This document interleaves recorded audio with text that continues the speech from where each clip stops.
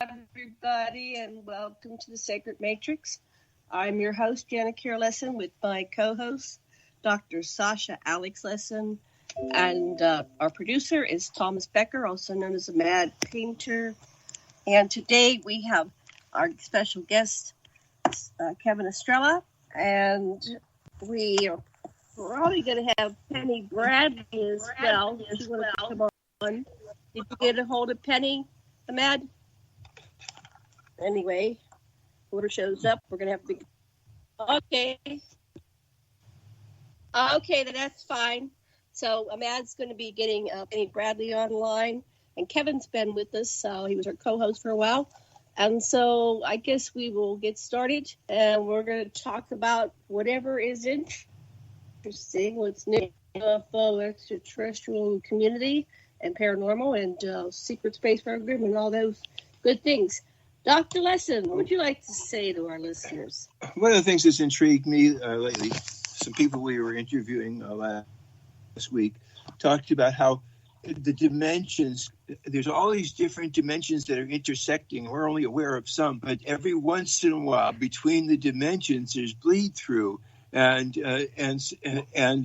know, you can go down any one of those lives, and there's you living full lives in some other dimension, and which you is you. They're all you, simultaneous, and it's a really interesting concept, and it sort of explains how you can be going from the bathroom to the bedroom, and you get in between one of these dimensions, and you're away for 60 years. And then you come back, take two more steps. Janet talks about this one thing where she's stepping over a wall, and it's the middle of the day, and when her foot comes down, it's nighttime. It's like right. That. So, welcome, Kevin. It's been quite a while since we've talked. How are you doing? I'm doing really well.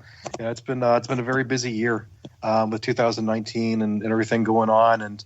The big thing for me in 2019 was the release of my third album, Edge of the Black, which hit the markets on December 21st, and it's been doing very well. The reception is extremely positive, and I've gotten many magazine reviews. There are singles that are being played by many radio stations, and I'm getting a lot of requests for interviews.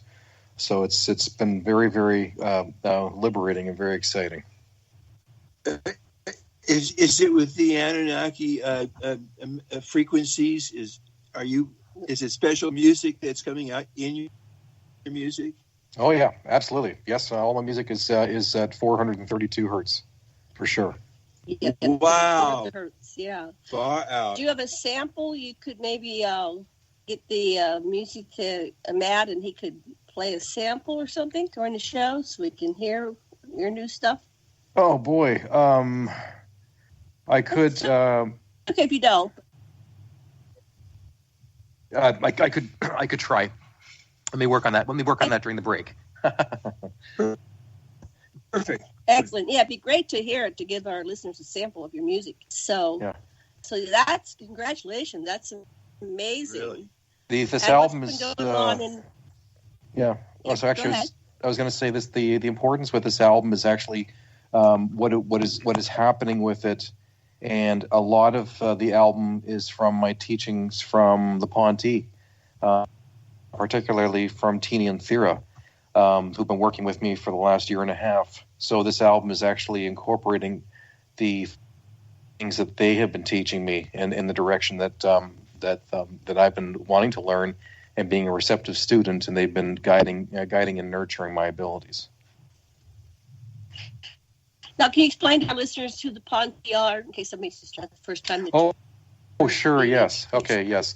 So the Ponte are they're star nations. They're Zetas from Zeta Reticuli, and they're as people probably know them as the Greys. They have, larger heads. They got larger, black eyes. They're only about, 5 feet tall. And they actually are, they reside at the Sandia, underneath the Sandia Mountain in Albuquerque, New Mexico. So this is not to be confused with the Sandia Air Force Base. This has nothing to do with the Air Force Base. This is a complex that is underneath the mountain, about 2 miles under the mountain. They've been here for a long time, and they are here preparing us for official first contact, which is actually taking place in 2021. We'll have to hear about that, but I have a quick question. Do you think the military base was formed there because they knew Ponte were there under the earth? I don't know. There is possibility because there are underground tunnels that run, thousands of miles through that area, and some of these tunnels have been, perpetrated by humans, but the older ones have not. And I just know that there's these tunnel systems that have been there for at least 10,000 years. They connected with the tunnel system that's Montauk and underneath the United States to the West Coast that Stuart Swerdlow on and a number of other whistleblowers talked about. The same tunnel system, the ancient one. They don't know where they started from. These are different. I don't know. Yeah, I don't know if they're the same ones. Malibu comes out under the sea. Yeah, and another branch that comes out under the sea in Malibu. Okay. Fascinating. Now, and then they teach. They're musicians. You're saying they have the same type of instruments we do, or have copied our instruments, or are we copying theirs? What's going on in terms of music with the Ponte? Mm-hmm. Oh well, actually, they're not actually teaching me music. They're teaching me how to play. There's several things that are going on. The name of the album, Edge of the Black, is where the music is coming from. So I learned.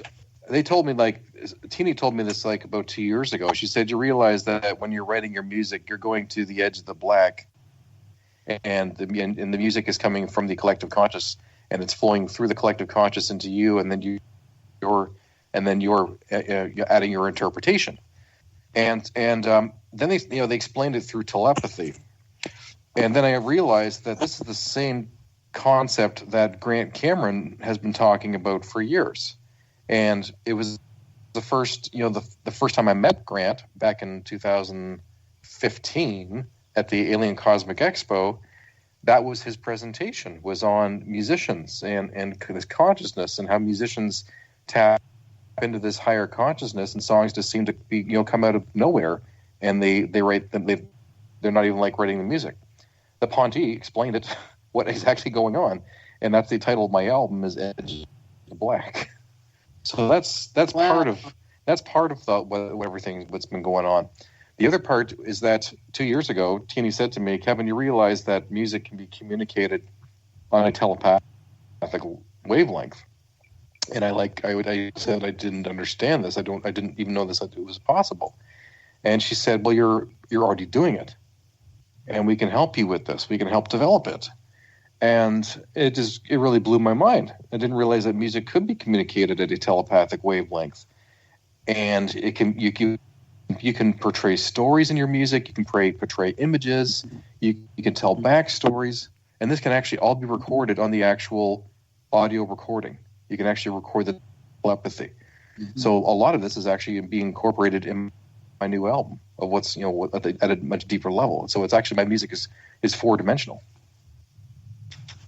Oh, that it's something like that was what Beethoven was doing. That's wonderful. Wow. Yeah, Beethoven, Bach, Mozart, all of them. Right, and so we'll go into that a little bit more, but I want to bring in Penny.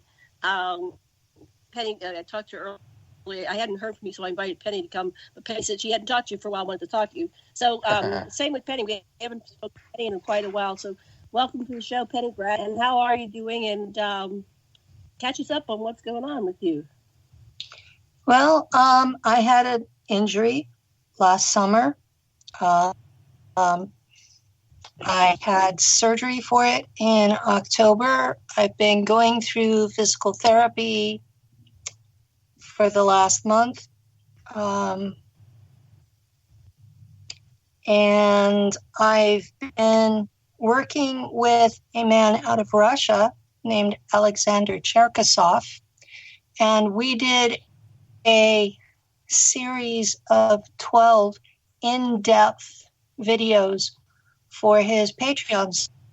And he uploaded the original English version, and he's also translating and dubbing them into Russian for his personal audience. Who would have figured I had followers in Russia? But, That's incredible. apparently, enough of them speak English that they've been following the whole secret space program and ufology as it was put on YouTube. So they're aware of a lot of things that we Americans didn't think they were. It's been a real eye-opener for me culturally to see just how much like us they actually are. And, you know, after decades of American propaganda. Anyway, turns out they're just like us. They even have folks that have been in the SSP. And they ask the same kinds of questions that Americans do. And it's been fun. And the last time I was on, I talked about my book and the questions that had come up while I was writing it. And I think I found the answers, so I'm starting writing again. So hopefully... What were the questions? What are those questions and what are the answers? What are you alluding to? When I was writing my book, these questions came up in my mind and were basically like slapping me in the forehead. Like, why did the Germans go into space? Where did the Teutonic Knights, a Roman Catholic military monk order, come up with the occult stuff in the Order of the Black Sun? And how it all tied together.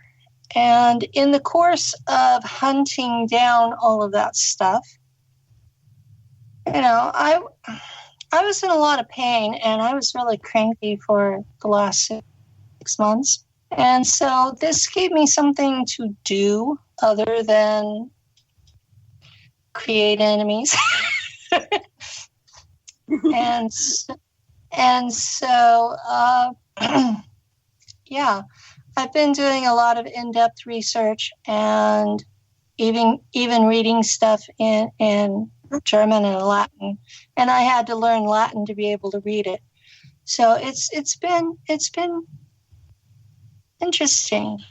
So what were the two questions? Sasha asked you, what were the two questions and what were your answers to the two questions? The first question was why the Germans went into space. And that was because there was an ethnic rivalry where they were on the losing end, but not just once, but over 3,000 years. And they finally reached the point where they didn't think they would ever be treated fairly on Earth and decided to leave. Who are their rivals? Rome, the Vatican, the Jesuits. Oh, yeah. So going back to the Anunnaki, would the two factions be? Which would be the Enkyites and the Enlilites? The Rome would be the Enlilites, and the Germans would actually be the Enkyites. Right. And That's right. that's provable through their family trees. You can go back almost any German that has reddish hair and go through their tree, and you will eventually find Odin, Woden, Enki listed, and they'll name them. Mm-hmm. It's not a secret. These people are Anunnaki descendants, and that's the big fight. Rome has been trying to... The second question, before we forget what the questions were, was that question about, well, they went to two factions, so the Anunnaki were getting out because the Lights were in the Vatican and on the move, going north towards... Enki had gone up to the UK and, British Isles and Ireland and Scotland, right? After, because every English king, all of them were descended from Enki under the name of Odin. So every single one of them, he is in their official genealogy. So yeah, we know that he was in the British Isles or Norway, Sweden, that area. He was in that general islands and peninsulas area between 1000 and 500 AD and making babies. So we know this. It's trackable. So it's not... I'd like to go in that great then privately with you sometime, because I've been trying to get my ancestry. And yeah, I have red hair on all sides, and I even have reddish brown hair when it's natural color. So fascinating. The other question was where a Roman Catholic Unlilite monk order came up with the occult knowledge to have a major occult secret society form out of them, and that's been a little harder to trace. But I did finally find out, actually, in the last 2 weeks, that a lot of the actual Knights Templar, the regular guys, were given the opportunity to recant, and then they joined the Teutonic Knights. So they are where it came from. And I've been trying to track down where they've got it. What does the Black Sun mean? I don't know what that means. It's the SS that actually meant Schwarze Sonne. It is the, for lack of a term, religious order in Nachtwaffen where I served. And that ties back to Kevin, because he wrote a song for those of us who have been in Nachtwaffen, and it's excellent. Oh, wow. So I'm still jazzed that he wrote it. and I'd love to hear it. How do we hear it, Kevin? This song. I'm actually gonna send it to the email. I'll email to us right now. Okay. Okay, you're sending it via email. Can you put it a link in the chat for Mad? Maybe he can play an excerpt from it.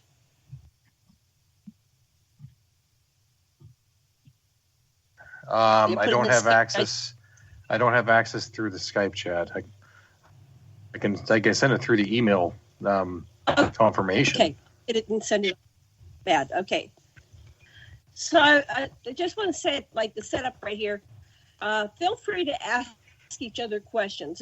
We've all been on many radio shows. We've all been hosts of radio shows. So, this is like a host show. So feel free to free flow. Sasha, do you have any comments or questions? Because I know we all have a lot of questions about all this. And I think putting the pieces together, we all have incredible pieces of this pie. And, it'd be lovely if we could assemble more of it today. Probably can't get it all done, but more of it, this puzzle. Go ahead, Sasha. What were you going to say? How did he lose his eye? Odin. I don't know that one. Is he Prometheus? Yes. Prometheus got his eye plucked out. So I thought Odin was just Prometheus. And is Odin Enki or is Odin? Odin is considered to be Enki. Odin, Right, okay. Odin, So Poseidon, Enki. Yeah. So They eventually support us because they know how to do it even in the secret space program. But it's interesting. Well, William Henry said his crows he had drones that would get spy drones, and these were his crows. Oh, the crows were drones. Interesting, yeah. now that makes sense. That makes a lot of sense. Because So he was I able know, to coordinate it. I know whenever the story of Theseus came up, one of the things that Athena gave him was a mechanical owl that would fly. And that is most definitely a drone. So Odin's crows being drones, that's like a major new insight. Thank you. Yeah, it struck me as, that of course that would explain a lot. It was from Henry, the guy with the big hair, William Henry.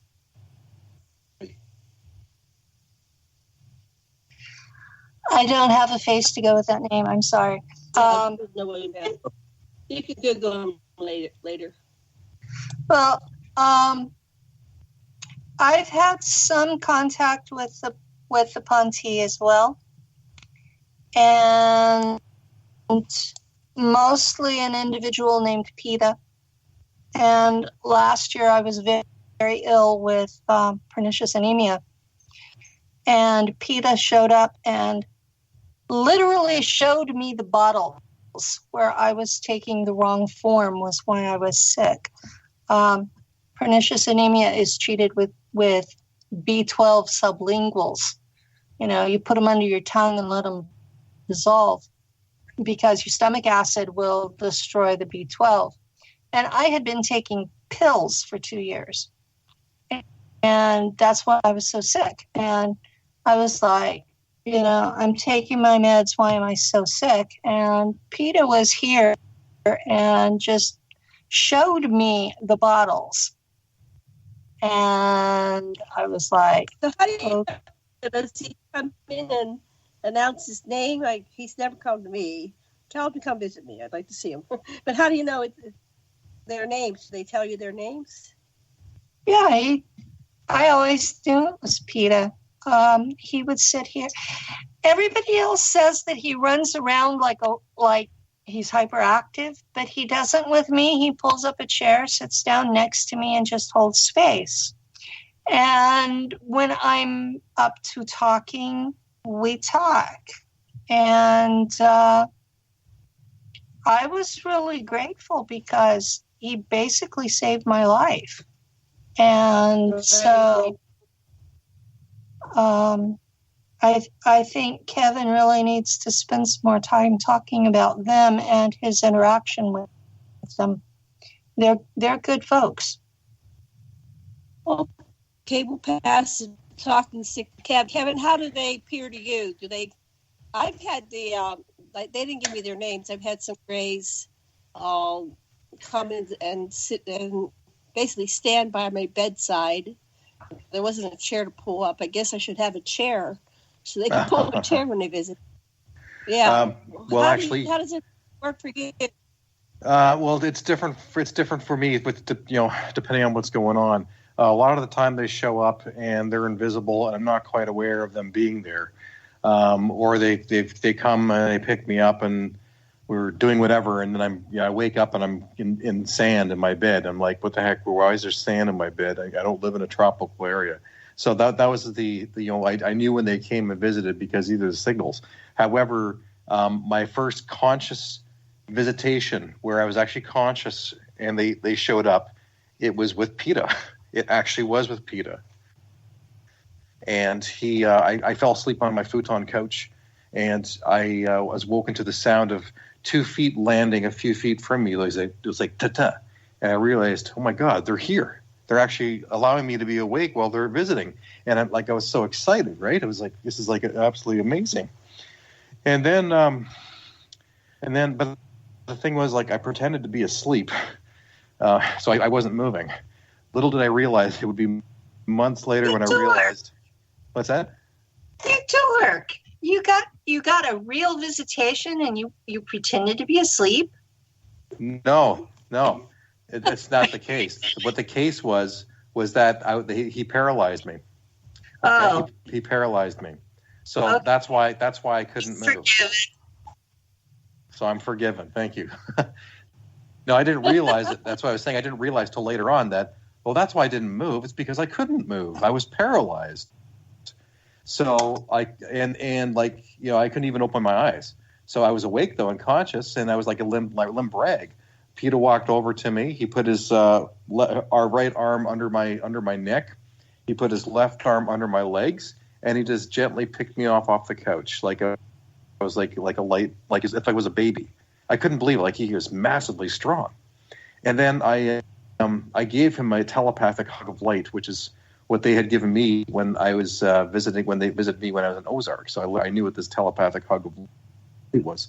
And he actually even moaned it in acknowledgement. He went, And then my left arm fell and it brushed against him, and I felt his arm, which felt like whatever he was wearing was some kind of body skin suit, and it felt like dolphin skin, and it was cool to the touch. So that was pretty cool. And then he puts me down, and then I'm no longer paralyzed, and I'm really excited, and I'm talking to him, and he's only about the height of my 10-year-old son at the time, and he looks exactly like his portrait that Sue draw. And I asked him, I said, are you radar? Are you radar? And then he whispered to me, no, it's PETA. And there was a couple other things that had happened there where he changed his appearance, I think, to make me feel more comfortable and to calm me down. He actually changed his appearance to look like a stormtrooper Halloween costume that my kids had worn 5 years ago. It's just incredible how they have the ability of being able to go to your mind and take a pleasant memory and then change their appearance to look like something from your past. Because I found that costume like a year later down in the basement. It was still in the box. And I went, oh my God, that's what PETA turned into. How did he know? Well, telepathy. Hello. So there you go. That was my PETA visit. Well, Whitney Driver says that it's like a part of you has to learn to be comfortable. And the more comfortable, and it's like a subconscious, superconscious level, the more comfortable you are with them visiting, the more they can, you'll be free, that you won't be paralyzed, you can open your eyes. And it's taken me a long time, but and there's that excitement when they show up and they're like, they're right there in front of you. You're not asleep, you're not asleep, you're not being abducted, you're not paralyzed, and you can just have this full-on conversation. Now, when I had and I don't know the name of mine, I tend to call everybody like George or some, common name, Paul or something. A lot of them don't go into naming themselves because that's what we require, not them. So they let me name them, and they say fine with that. So I don't know what this one's name was. I didn't give him a name. I just was talking to him. But it's really delightful when it's like you graduated. It's like, oh, I'm awake. It's so exciting that you're talking to them when you're full on awake, because it's frustrating your entire life when they're kind of sneaking around or taking you and turning you, and it's like a mystery. Am I crazy? But when it's full on conscious, it's just pure elation and joy. It's amazing. What do you mean joy? Oh, it was wonderful. I've been other. Yeah. It was wonderful. So, the first time they showed up and meeting with you. Go ahead. The first time that they came to see me, I had made a blanket statement on their Twitter account and said, I'm already trained in Draco telepathy. If you want to come see me, do it. Otherwise, I'm going to give up on you. And I just said it, because I had been asking telepathically and being ignored. I guess they have some sort of a time frame that you're supposed to learn telepathy in, but I already knew it because of my SSP. And I was like, either show up or don't, I got frustrated, okay? And so they showed up, a whole ship full of them, and they didn't all give their names that time, but they saw me what I am when out. Okay, we have a human body that looks human, and then we have a other dimensional presence that is sort of sitting in that human body. And when they saw my other dimensional presence, they immediately went formal. I'm like, okay. So we took care of the formalities, and then they settled down, and by the time they left, they were all giggly, which was cool. And after that, PETA was the only one that ever came back. So. Now, with me, they recognize, I called it my eternal self, and that's when they get formal, when they access your eternal self, who you are at the highest level of existence. So they recognize that. But then they, address me in my human avatar level, and sometimes they get playful. And so, Kevin, have they ever addressed you formally, or you seem like such a playful person. They seem to be in their playful mode when they're visiting you. No, they're never formal with me. We're always joking around. It's a big joke. It's a big giggle fest, really, honestly. They play tricks on me and stuff, Radar and I are buddies. I'm also really, really close with Grayson. Grayson really tends to gravitate towards me. I think we have a lot in common, because he really likes Shakespeare and really playing on quotes and stuff. And I really dig that kind of stuff. So we kind of have the same sense of humor. And he was the one who was also responsible for me making a complete embarrassment of myself in front of the Ponte when they visited me at the Ozark UFO conference. And what happened? I just call that. I think I may have told you about it. It's called the Tea Party. Mm-hmm. I've heard this one. It's good. Tell it. Oh, God. Okay. Yeah, I'm glad you're sitting down. It's good. It's funny. Oh, my God. It's so funny. It was amazing. So, that whole weekend at the Ozark UFO conference, the tweets were going back and forth that Radar and PETA had gotten permission and Grayson permission to go to this thing. And they promised they were going to visit me, right? Well, I didn't really see them the entire time that I was there at the Ozark conference, and I was kind of disappointed. But it was like 2 weeks later when all of a sudden this flash memory came to me of me seeing PETA jumping up and down at the end of the couch that I was sleeping on at the motel, saying, get up, party time. And I'm like, what the heck? Is this like a memory, or is this like just my mind playing tricks with me? And so then I sent a private message to them, and then this message came back from Radar, and he said, dude, we were placing bets on when you'd get your memories back. Yeah, we partied. Yeah, we laughed, and yeah, you snorted tea out your nose. When do you want to do it again? And I'm like, what? Snorted tea out my nose? And then once he said that, the memory came flashing back at me. It was like watching a trailer of a movie. Instantaneously, I saw the whole entire thing of what had taken place. And not only did I actually see the event, I actually remembered my thoughts at the time that I was thinking about at certain points.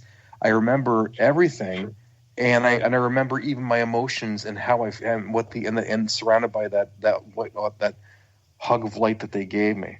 It was the most incredible memory flash I ever experienced. So basically, what happened was they came and visited, and in the motel room that we were staying had two rooms. It had a bedroom on one side, and then it had a party room on the other side with a couch and a love seat and a sofa. And so we were in that room over there. It was Tilcom, who was the leader of the Sandia. Radar was sitting next to him, so they're sitting across from me. Drudy was there, and she was sitting on my right-hand side. And Grayson was there too, but I couldn't see him. He was behind me leaning against a wall. And what I remember was Tilcom was talking to me, telling me about something that Radar had done in the hangar bay with his skipper ship, which he calls Delta Dawn, because he likes to hot rod it. He likes to tinker around, and he did something wrong, and something was going to explode, and he's running around the hangar bay. And then all of a sudden, while Tilcom is telling this story, this voice interrupts him, and it just said in a really deep voice, and it sounded like Spock. It sounded like Leonard Nimoy, and it just said Brinkman, like Brinkman. And you have to understand, this is actually an inside joke, because a month before that, Grayson was on Twitter, and he was referring to Radar's breaking of rules and his art of brinkmanship. So Brinkman became the short form name for Radar. So it was Grayson who interrupted Tilcom, referring to Radar about his brinkmanship of this incident that took place. But the thing was, I couldn't see Grayson, but I heard that he had a deep voice. And then all of a sudden I hear his voice for the first time, and I'm thinking, when did Spock enter the room? And I thought, Grayson! And I look, and I look behind me, and there he was against the wall. And I think at this point, I actually had a mouthful of tea. I was totally taken by so much surprise, I ended up snorting tea out my nose all over Radar.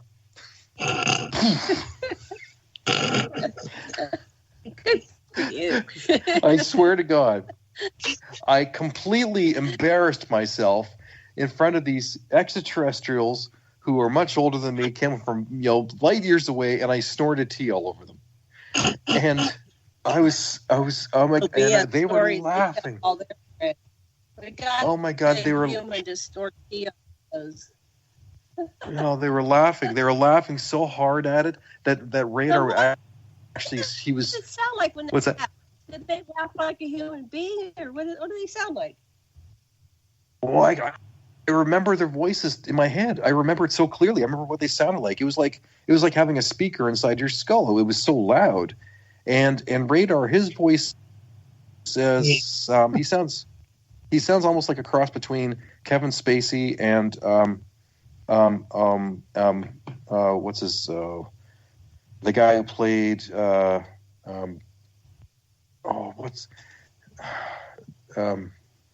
there's another actor I can't remember. Anyway, it's slipping my mind, but he almost sounds like Kevin Spacey. But and then Grayson sounds like Leonard Nimoy, very deep voice. His hit sounds like Leonard Nimoy. I can't remember Tilcom's voice for some reason, but I know that but people say he sounds like who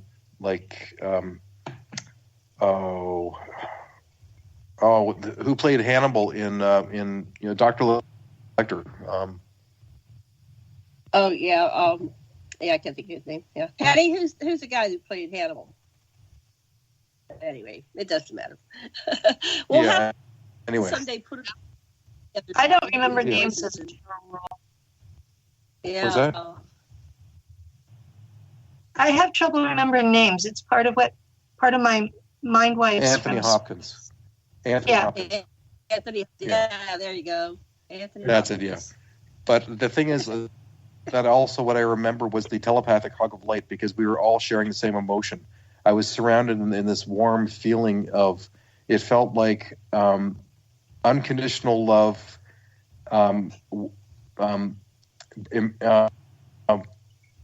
camaraderie, embracing, friendship, joy, bliss, and just oneness. And I never wanted to leave that feeling. It's so hard to explain what it felt like, but it was such a beautiful feeling. And I was filled with so much joy and so much euphoria. It was like the greatest high of my life, and I didn't want to leave their presence. That's what I remembered, and it was amazing. It was so amazing to be with them. I think we go into a higher vibratory frequency. That's why it kind of feels like, I always tell Sasha, it feels like an acid trip or something. It's like you're so high, but you're not doing it, or God, DMT activate something. But it feels like pure love as well. And a lot of times Yes. I don't get actual words, but I get concepts, entire, chapters of understanding of the information they're conveying to me. Do you get words, Penny, or are they? How's your telepathic communication? How does yours work? It depends on who I'm talking with. Some beings I get words. Some will introduce themselves with their names and be very formal and polite. And others, it's like instant connection, full mental intimacy. Everything that ever happened to them in their entire life, and they expect the same from you. And then others are like, you're just talking. When I interact with humans, that form of telepathy, I keep it to where it's basically speech, but it's mental, where other people are not hearing everything. And they're usually assuming that I'm getting everything in their head, and I'm not, because I really don't want to know all that stuff. It's none of my business. And I have enough crap in my own head already.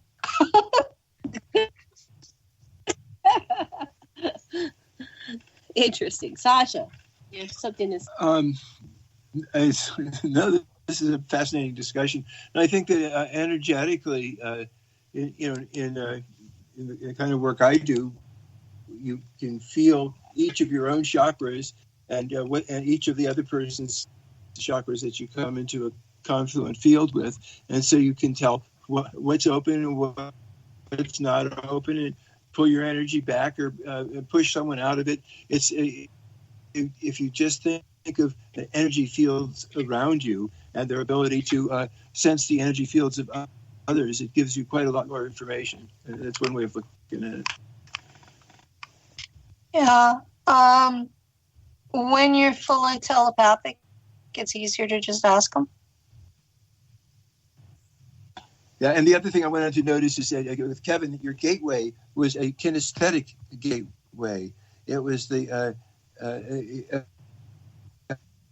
you remembered something in your body that was a gateway for you. So that's a good thing to know.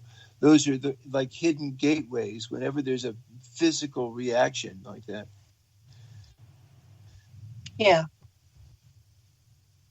That's I'm really glad you brought that up, because sometimes I forget about that, and because sometimes when you go through different things in life and you have a hard time with emotions, depending on what's going on, and then I remember back to that physical sensation of that very strong memory, and I can go back to that and remember what it felt like. Yeah, you're right, and yeah, thank you. I forgot about that. Powerful, yeah. So, Kenny, you had some questions about the Dracos for Kevin, and I've interacted with those too. But when you say the Dracos or the Greys, there's other kind of variations on the theme. Can you explain that a little bit, Penny? You're very knowledgeable about the different types of reptilian Dracos and who's where and. Well, Kevin and I met Real World at your Stargate conference in 2018. And we've maintained that friendship, and we actually met with each other and a couple of other people in Las Vegas last year in September. Yeah. And I spent my vacation last year with Penny. well, part of it. Okay. So yeah, we've been keeping in touch, and he has this story about being at a conference and a Draco speaking through him, and I wanted to make sure he didn't forget to talk about that. Did I? I'm not sure if I told you guys about that. Did I tell you about that experience? Yes, you told me about the experience. You were like in awe. You were just so jazzed and in awe of how you felt this being's powerfulness. Yeah. And I wanted to make sure you didn't forget that. Oh no. It was and I still go back to it and still think about it. And I still think about what I said during that conference, because I said a lot of stuff. And I had to do a lot of introspecting in regards to what I said publicly and why I would say what I did and what I was thinking at the time. So, I'm glad I met Penny, because, it's kind of helping me understand a little bit more of myself at a deeper level as well. Because I believe that, should I just tell the whole story? People would never heard it. You should just tell the whole story. In context, it's just incredible, and you should just tell it. Okay, I'll just tell the story.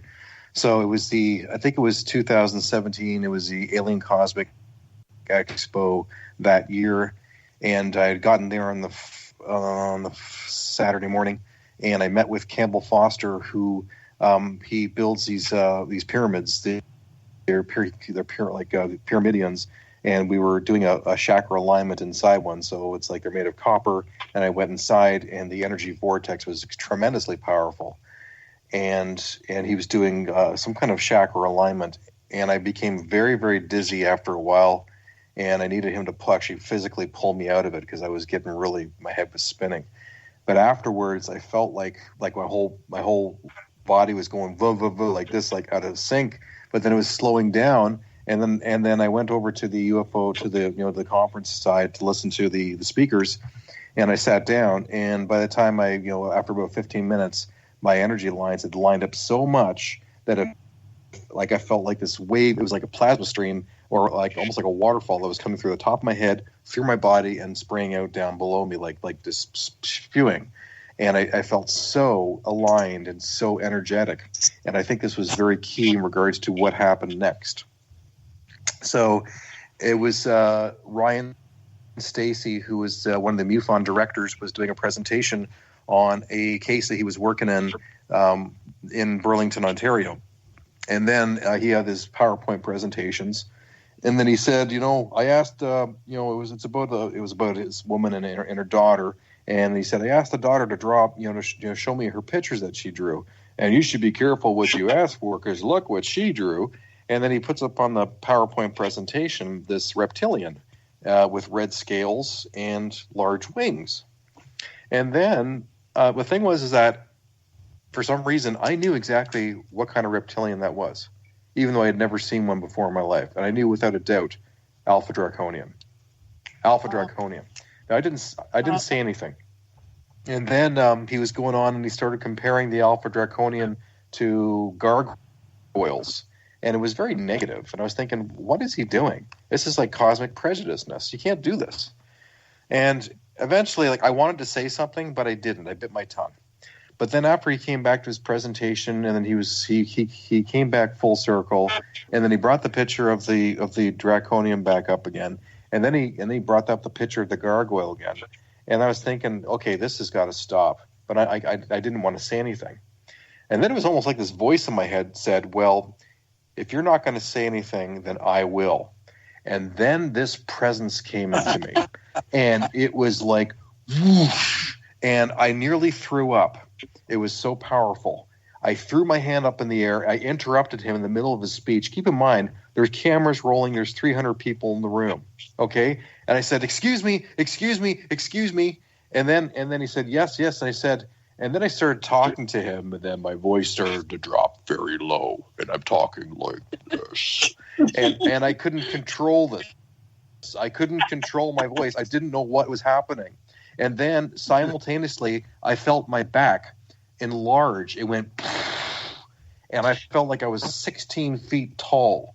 And I felt these heavy things in between my shoulder blades. I didn't know what was going on. And then my back felt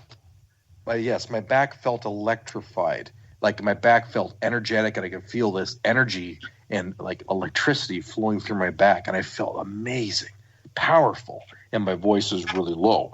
And I'm talking to him, telling him that you can't, talk about, I said, this is an Alpha Draconian. I said, you can't call a one star nation good or bad, or evil or whatever based upon their looks. I said, these are my people, and there are many of us in the room, and we are listening.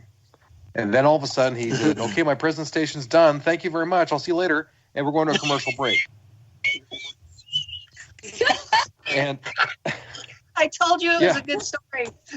That's a good one. And then it was just like, that's one like way the thing to was, I was only, oh my God. I was only 25% there consciously. 75% of him was him. And he allowed me to feel what it was like to be him, this Alpha Draconian, because we had a message. It was incredible. I know what it feels like to be a dragon. I feel like they have wings. Sasha, you already have to apologize. You're trying to figure out how do the wings attach to the skeleton or something.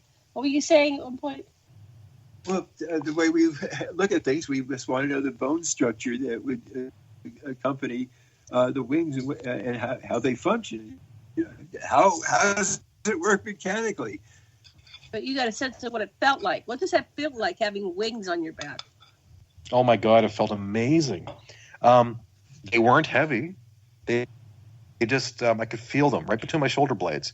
And the cool thing was that on the Monday after that weekend, I went back to work. And I asked him, I said, would you mind doing that again? Would you mind coming in, and let's let me experience what it was like to be you? And then he did. He actually came back and allowed me to be him. And I felt so alive. I felt so, I don't know. It was incredible.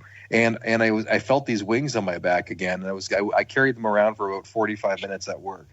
I mean, and the funny thing was, I remember going to the men's room, right? And I'm like in the stalls, and I'm, taking a pee, and there's a guy who's like standing next to me, and I kind of look over at him, and I just said to myself, you don't even realize that there's a dragon standing next to you right now. Because that's what I felt like. Wow. Yeah. Wow. The first time he told me this story, I just sat and giggled for the next hour. I think it's wonderful. Yeah, I think if you really focus on those parts of your body, like your tailbone, you can feel the tail, and between your shoulders, you can almost feel it. So when you're saying it, it's some kind of memory that I always feel it. It's like it's a soul memory of having that, and at some of us at our soul levels still have. Well, that's our cue. We're going to go on a break now. We'll be back in 5 minutes. We'll see you in 5 minutes. Break.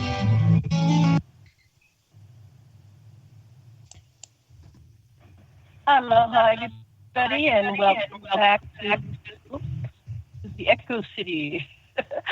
Welcome back to Sacred Matrix on Revolution Radio at revolution.radio. And I'm your host, Janet Care Lessin. And I'm here with my co-host, Dr. Sasha Alex Lessin. Our producer is Thomas Becker, also known as a Mad Painter. And we are on Studio B. And let's see what and our guests are Kevin Estrella and Penny Bradley. So before we get back to the show, I'd like to remind everybody to go over.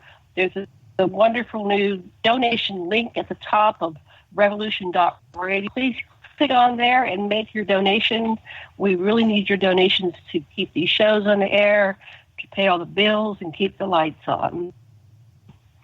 And before we get back to the show, we're going to play that little bit of music, and then we'll start with Dr. Lessin, and then we're going to go round table here with everybody asking each other questions for the last final hour. So, that painter, let's see how this works with playing the music from Kevin Estrella.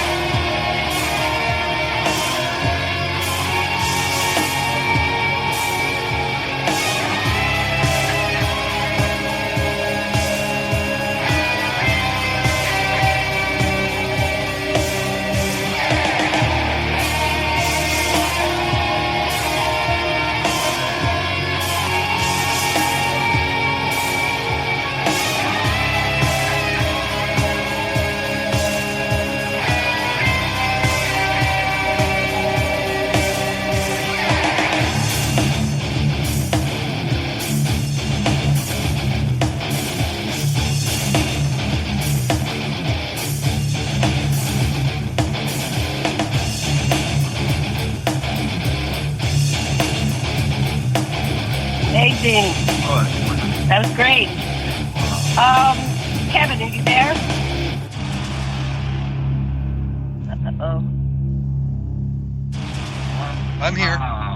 I'm here. Okay, what was the name of that? That's Tell called. us about it. That's Nafwaffen. That is Nafwaffen. Oh, no. Oh, wow.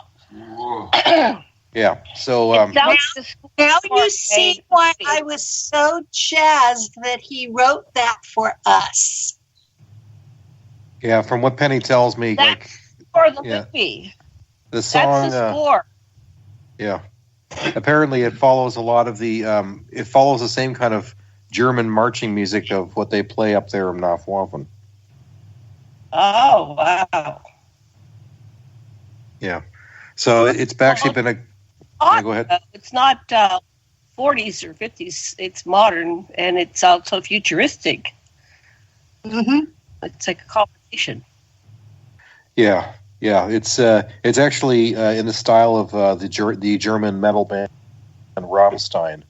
So I kind of borrowed from them, but it just fits perfectly with the title. But also I'm doing different music videos as well, and it's released as a single. So there's a lot of these magazines that are now playing this single, and they're asking questions about what's the story behind the song. And now I'm educating them on the secret space program, and I'm telling them about Project High Jump and all that kind of stuff.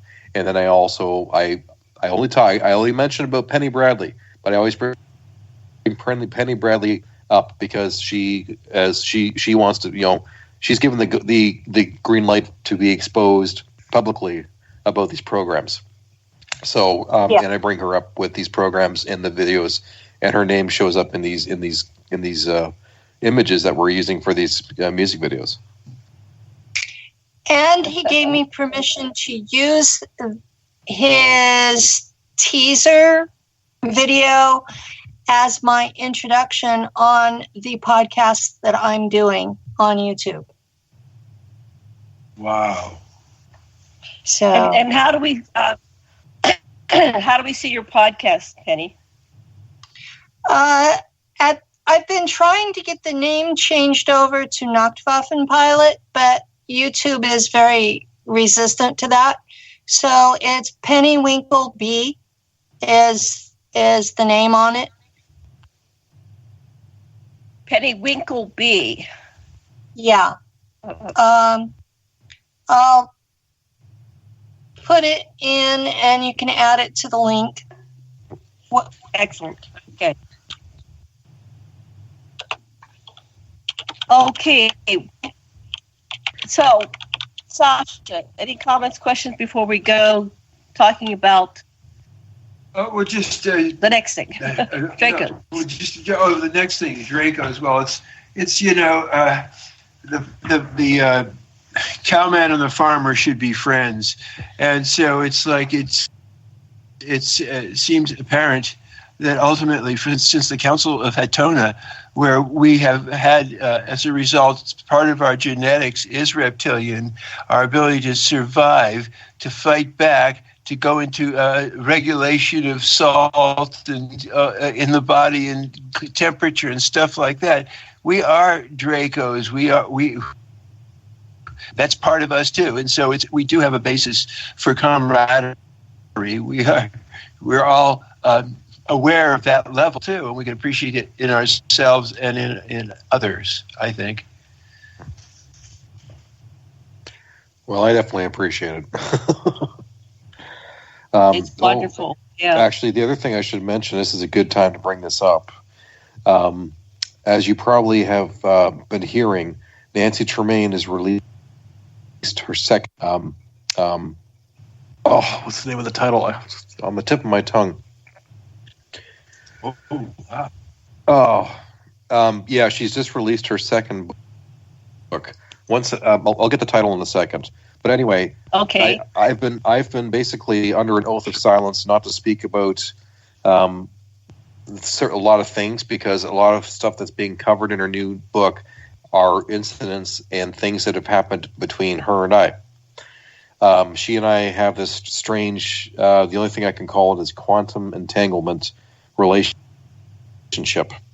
And there's a lot of crazy things that are happening that we can't explain, and there's no explanation for it. But I know that she and I are connected in multidimensional ways, and Mr. her reptilian, friend.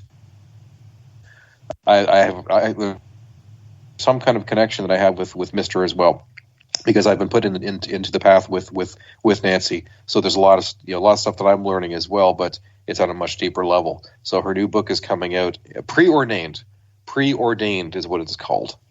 You got to check it out. It's going to be amazing. It's just being released. March 1st. I'll ask her. She'll come back on. Yeah. So all three of us have shows. Are you still broadcasting on a regular basis? Yes, I am. Kevin? Absolutely. What is that? First Tuesday of every month, something like that?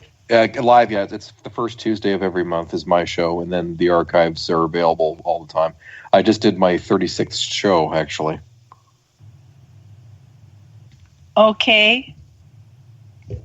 Can you send me that link and put that in the... hold on, take it off the share page. Okay. I'll put that in the show page that I made for today's show. And then, okay. Penny, if you could send me your information, would like to support you and get people to...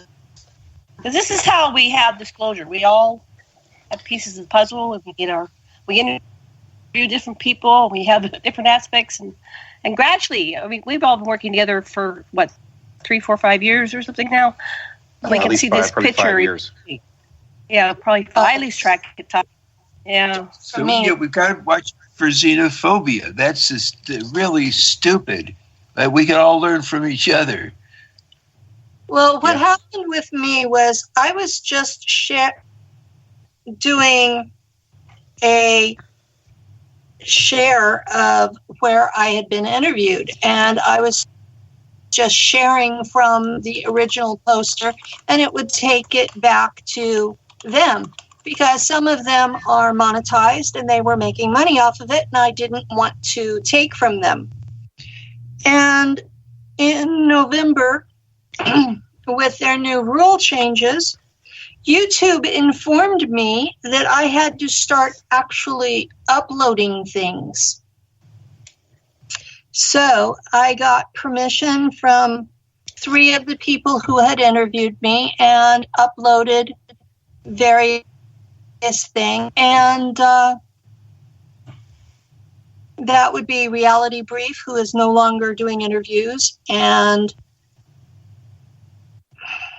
Ileana, the Star Traveler, and Sean Bond. And so they shared recordings with me, and I put them up. And I've started doing, it's not exactly interviews because I'm not being at their throats or anything. It's more like chats with friends in the community. And I'm aiming for 40 minutes, but none of them have been that. And they're not live because it's like afterwards I get told, can you edit that out? Well, because of can you edit this out, I'm having to learn how to edit. So it's a learning curve for Penny. And being able to put an intro on it required help from 3 different people. So I'm being honest here. I'm 64 years old and I'm having to learn new technology, and I had to buy an editor to be able to add people's photos into the thing. And it's getting more complicated by the day. I'm not doing them live because people want me to edit, and I'm not like on a big schedule or anything. I'm trying to do 2 or 3 a month. And so far they've gotten good response. I had a whole 18 followers on Thanksgiving, and I believe it's over 150 now. So I think I'm doing all right. Good. Yay! That's good. You can't even monetize it until you have, 4,000 followers and 100 hours watched. So I'm way away from that. So I'm not worrying about the money parts. And what I'm trying to do is establish a body of evidence of the various programs associated with the space black ops, not just people who have been in space, but people who have interacted with beings, people who have witnessed the ships, people who have been part of the mind control programs. So it's going to be the whole community, not just Nachtwaffen. So it's I've gotten some good people so far. So excellent. And what about you, Kevin? Do you have your like a YouTube presence for your recordings, or where do you take them after you? Where do you archive them? They're archived on the Artist First network. So I've got an archive page. I've got an archive page there where people are able to download the shows. So my show has been growing too. I think there's probably about 10,000 listeners per show from what I understand. So I'm quite happy with the growth of the show, and I'm getting better as a host. But there's also the growing knowledge base as well, with everything that we're talking about, and a lot of things are tied together. Obviously, it's all part of the same puzzle.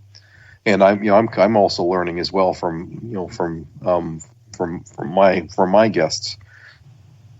Last year for me was actually a year that was spent really working more in the Sasquatch community. I went to the Psychic Sasquatch conference in Chewelie, Washington, and I met up with Sue Walker and Otter there, and also hung out with my buddy Cale, Cale from Queensland, who Penny knows very well, and we all end up hooking up with Penny later on. So I've had interactions with Sasquatch, and I met the people who are I met with Sunbow. I learned from Sunbow, and then Garrett Duncan as well, and then I had them as guests on my show, and Garrett Duncan actually telepathically became a translator for about 4 different Sasquatch live on my show. And the amazing thing was the one Sasquatch who jumped in to talk.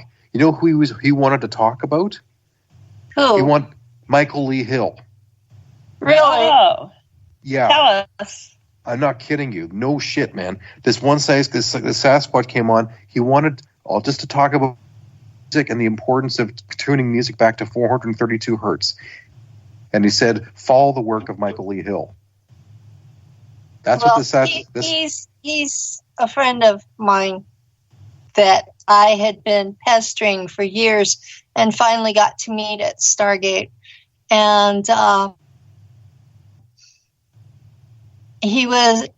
he's still a friend of mine. And in fact, I got him to make a one of those figures he makes, the 3-inch circles. The discs. Yeah, the discs.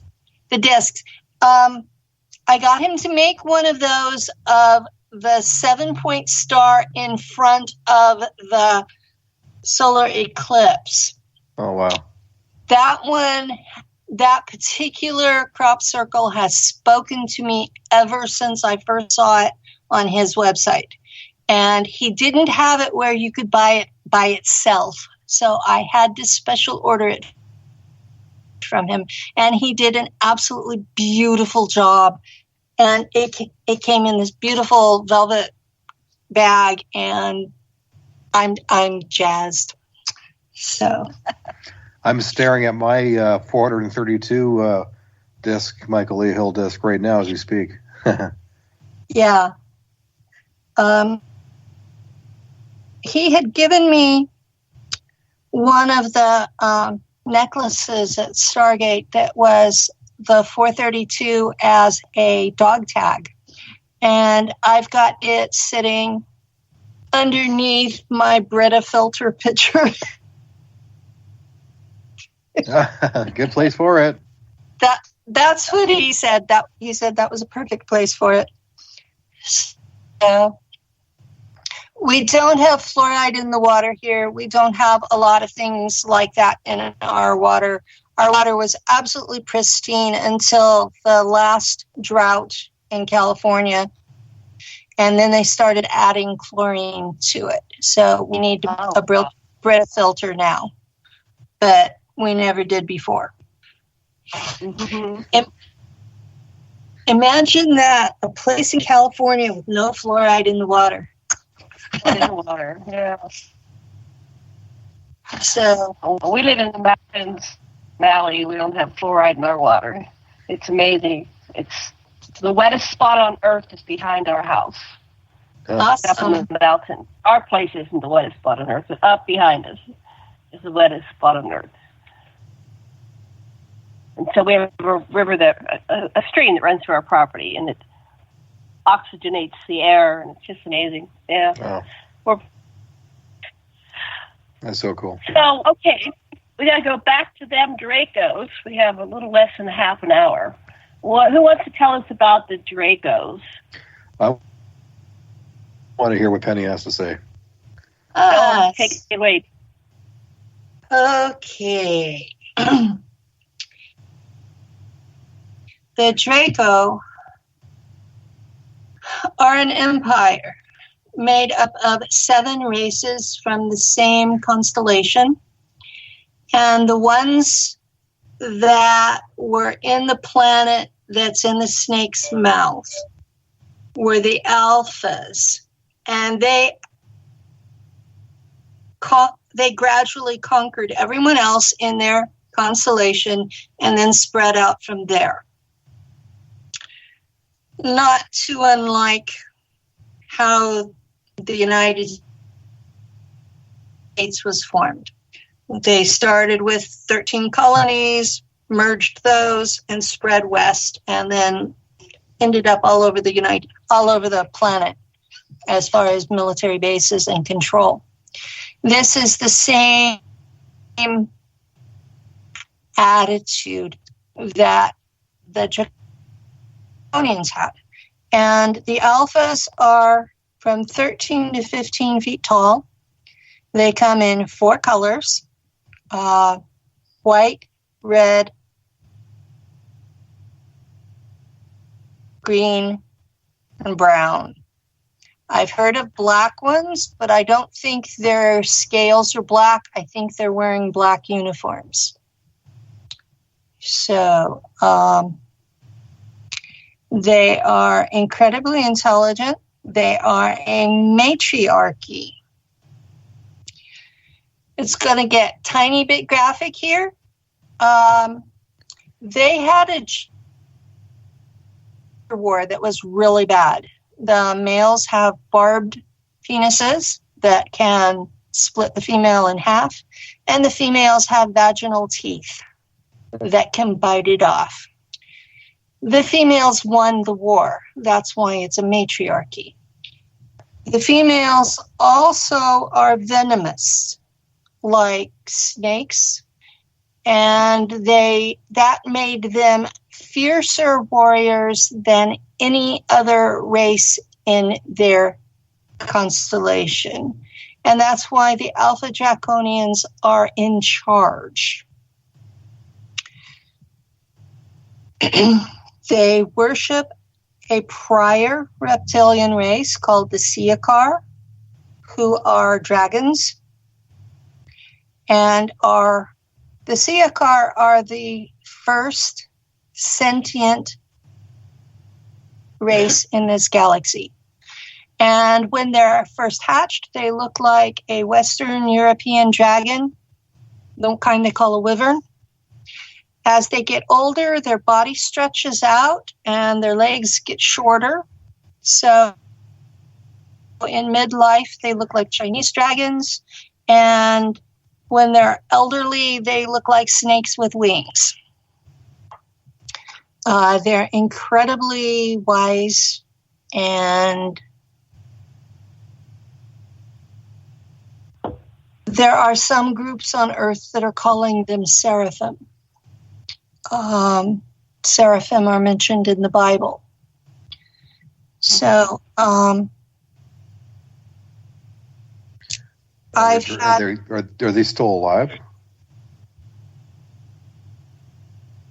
They're still alive in soul form. I'm not sure if they still are in bodies or not.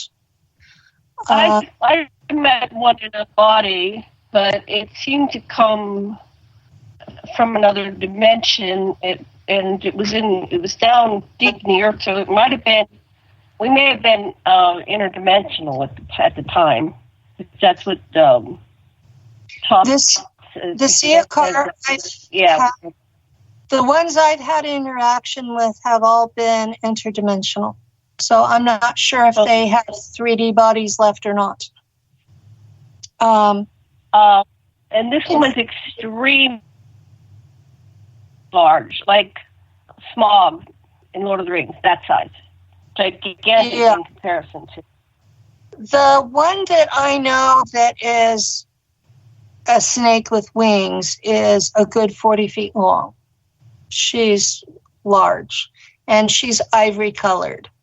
One that I interact with regularly is young middle age, and he's in between a Western dragon and a Chinese one. And he's a very dark red, looks black with red highlights. How old can they live? How long can they live? Billions of years. Right. Mm-hmm. Billions of years. These are the oldest, most sentient beings there are. And the Alpha Draconians worship them and have one in a temple on in their capital city. And I do believe that the dragon, the Siakar, is there of its own free will, because I believe it could blink out and leave anytime it wanted. Mm-hmm. The Alpha Draconians worship the Siakar? Yes. Wow.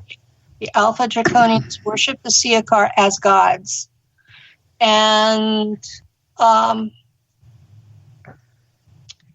I had something really different happen in September. And I wasn't supposed to survive it, but I did. And we're not going to go into those details because that's private. But there was a party held for me afterwards by the car. And they took me into this interdimensional zone, and we were like floating in air. And there were just over 100 of them that mostly looked like Chinese dragons. And they were dancing in midair, swirling, and the feeling was just absolute joy. And it was the happiest I ever remember feeling. And that just really touched me. So I don't know how long I was actually there in real time. It felt like days. I know it wasn't, because Lou would have missed me. But most of them were the very dark red color, and there were a few that were white or ivory, and there were more that are pastel colors mixed in. And it was just an incredible, incredible thing. And I'll never forget that as long as I live. Oh, man, that's amazing. I've been interacting with the Draco Queen Mother. And I remembered a past life where I died protecting her in a coup attempt when she was queen rather than Queen Mother. And so it has been pointed out to me that my interaction with her now is based on that life-death. Draconians, they understand love, but they don't worship it like humans give it lip service. What they value instead is honor. I knew that. They value honor and loyalty. And to tell them that they have dishonored their family, they'll probably hide for the rest of their lives. You tell them they have dishonored the empire, and they'll kill themselves. Honor is that big of a deal. They would rather die than dishonor their family, dishonor themselves, or dishonor the empire. Sounds like a Klingon philosophy. Star Trek had a lot of real disclosure, real information, and the Klingons were based on the Draconians. That's what I thought. And we've talked about that before, haven't we, Sasha and Janet? Where that Starfleet is Solar Warden. The Vulcans are SS in Nachtwaffen. Yeah. The Romulans are regular German. The Ferengi are planetary corporations, but the community's calling them ICC. And there was another group out there. It was in, I believe it was. The who? The Germans on the border. Yeah, well. Janeway had to, yeah. There's other groups that you talk about once in a while. Almost all of them have to do with different secret space program factions. Yeah. And they're not so much aliens like they're presented. The only actual alien group that they talk about that's a real one are the they're talking about the Draco, but they're calling them Klingons. And they present the Klingons like they're stupid, and they're not. They're actually very intelligent, and they're high energy, what you would call on Earth high vibe.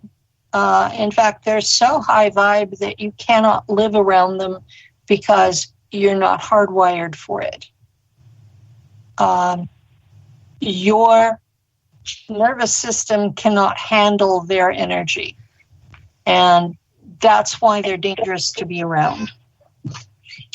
And in my experience, they go to a lot of effort to interact with humans without hurting us.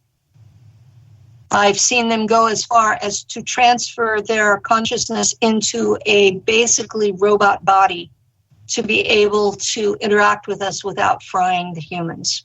Huh. Yeah, that's what my dragon did. She was like the mother jack, like a very large mother, and she transferred herself into an avatar that was my height. So I look at her face to face. But it was not, original form remained, in the distance. But she came up face to face with me. And then we went into like an interface, like a Vulcan mind meld. Using consciousness. Yeah, it was oneness. Yeah. That's like the common way they talk to each other all the time. And most of us cannot deal with that. So they have had a lot of effort put into being able to interact. I'm able to interact with them the way I do because the CIA modified my DNA. I'm not sure how much Draco DNA I was shot up with, but it's enough I can be around them all day long and never be bothered. So some days that bothers me. It's like, just how much of a freak am I? And other days. Well, we know that they look for people that can communicate with other extraterrestrials. Remember Kevin Trimmel? And that was his name, right? Kevin? Yep. I haven't heard from him in a couple of years. He's kind of gone underground. So he got death threats and went out of the community entirely. Wow. Right. Threats. He got death threats. So, wow. Why do some people get death threats and some people don't? I don't know. I have not gotten threats. I've just been shot at with energy weapons. So it was like, we're not going to bother threatening you. We're just going to shoot you. Kevin, have you ever been bothered or threatened or shot at? They shot Preston Nichols too. Yeah. No, I'm lucky. I haven't. No one's done anything to me. Okay. I've been harassed. I've been harassed by a professional UFO researcher, but that's about it. Yeah, well, I know that particular person, and I gave him a hard time and walked away. Told him, "Remember my name, you'll hear it." Yeah. Back in the 90s, we had Phil Klass himself harass our UFO group at Penn State. So, yeah, they like to bother people. But he didn't do anything more than just, he sent his professor friend at Penn State to come in and debate with us. So we debate a couple times, but that was about it. Block your trolls. Yeah, block your trolls. It's everywhere. It's basically down to you can see this part of reality when your mind is open to it. And if your mind is not open to it, then no matter how long you talk to them, no matter what you tell them, they're never going to accept it. And when they are talking to you, it is to convince you that you're crazy and to change your mind. It is not to ever listen to you. So I don't, once I figure out that they are not open-minded, I just walk away. It's not worth the time. There are plenty of people out there who want to hear what I remember from space and want to hear what I know about extraterrestrials and interdimensionals. And, it's like Jesus said, why cast your pearls before swine? Mm-hmm. So, right. I know the Draco as a mixed bag. Yeah. They're not perfect. but they don't pretend to be. They're not demons either. They're not any worse than any other empire that's ever been on Earth. You know, and if you look through history, you'll find lots of empires that have gone through and just slaughtered people and enslaved everyone, where my understanding of the Draco Empire is that they want a percentage of your gross planetary product. And it's on a draconian year basis, not on an Earth year. And that they show up, they ask for their taxes, they get them, they leave. They don't bother anybody. Once in a while. There's the assumption of empire as being the unit. That's an assumption. Mm-hmm. How long is their year? It's something like 5 years of ours. Okay. It's not like Nibiru where it's 36,000, but they do have an extremely long lifespan compared to humans, where the average human is somewhere around 65, 70 years. You know, with some of us making it to 100.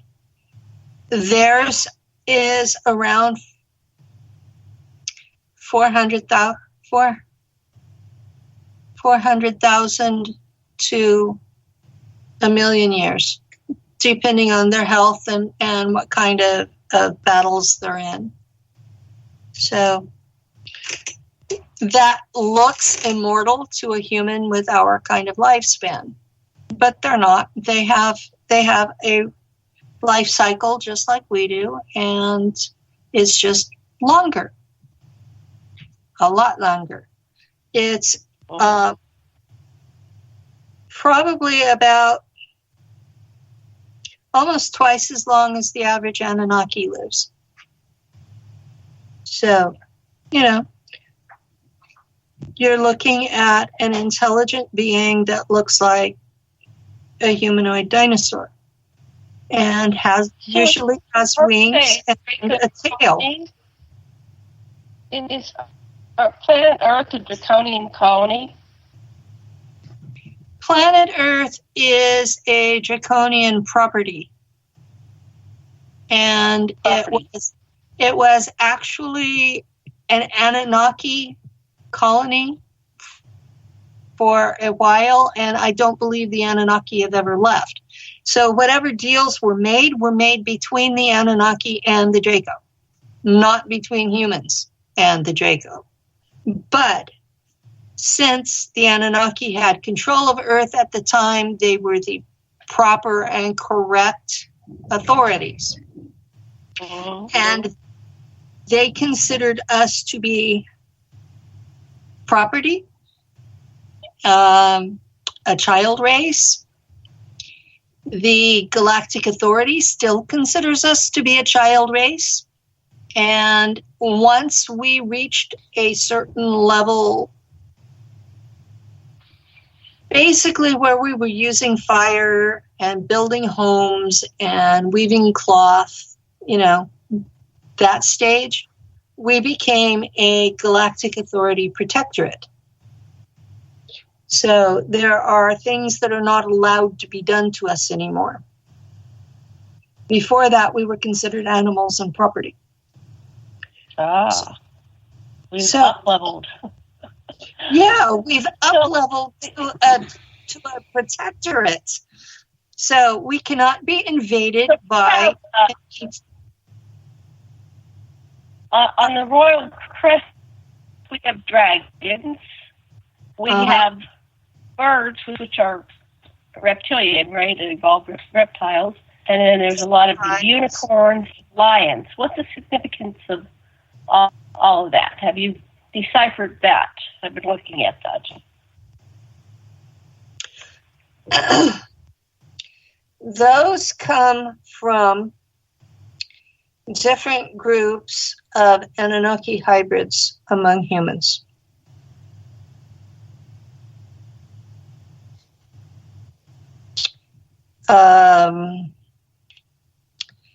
The dragon comes from,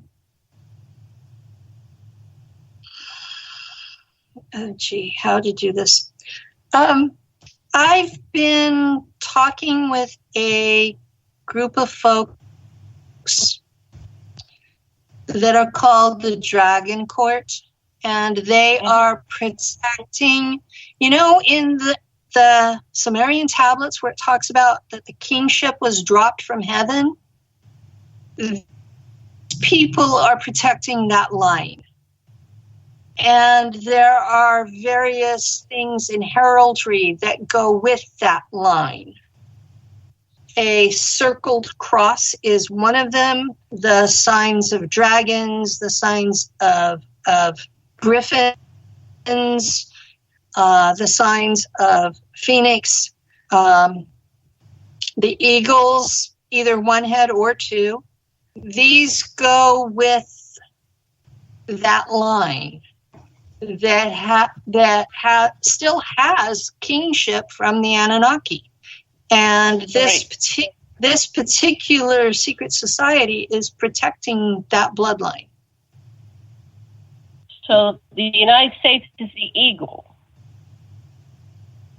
The United States is from the eagle line, yes. That's the Enlil line. Right. The snake is the Enki line. Dragons are Enki. Griffins are considered Enki. Phoenix are crossovers where the line's been mixed. It's both Enki and Enlil. And these are ongoing symbols. But the sign of kingship being descended to humanity, or at least to these hybrids, was a circled cross, very similar to what the Knights Templar use. And I was recently shown a Sumerian relief that showed a Anunnaki hybrid as a king wearing that as a pendant. So it's not something new. It's something very, very, very old. So isn't this the Aquarian age and things are supposed to transfer to Enki's leadership, guidance, rulership, kingship, however you want to, this is supposed to be the age of Aquarius, and it seems like the United States is the most powerful nation in the world. And so if it's going to transfer, or where will it be going to? We have 2 minutes left. In 2 minutes. China is a dragon. All right. Okay, in 2 minutes, Marduk was arrested by the Galactic Authority for crimes against humanity and found guilty but repentant. And so he has lost his kingship, and he was in charge of the age of Pisces. The Galactic Authority has taken control in the meantime at that level, and there is a female hybrid who is temporarily in charge. And Hybrid what? She is a hybrid of human, Draco, and Anunnaki. Okay. And she is in charge for no more than 20 years. And she is trying to transition humanity into a more sustainable path with opposition from all these secret societies. But it's like a temporary receivership. Does she have a name? I'm not allowed to give that. Okay. 1 minute.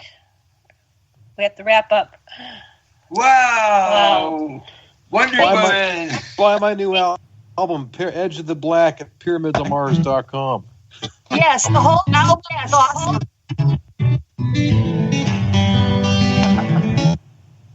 Thank you so much, Kevin. Thank you. Dr.